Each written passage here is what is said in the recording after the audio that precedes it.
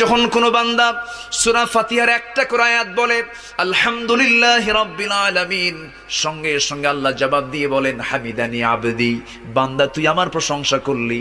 আর রহমানির রহিম যখন বলে আল্লাহ বলেন আসনা আলাইয়া আবদি। মালিক ইয়াউমিদ্দিন যখন বলে আল্লাহ বলেন মাজ্জাদানি আবদি।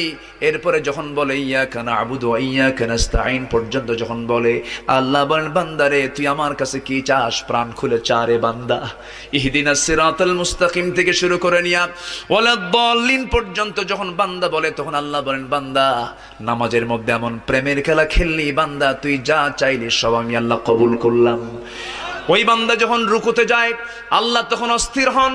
ওই বান্দা যখন সিজদায় যাওয়ার জন্য প্রস্তুতি নাই, সমস্ত ফেরেশতাকে ডাক দিয়ে বলেন ও ফেরেশতারা, এই বান্দাগুলো আমাকে দেখলো না, রাসূলকে দেখলো না, কোরআনকে দেখে হাদিসকে বিশ্বাস করে আমাকে খুশি করার জন্য তার সবচেয়ে সম্মানজনক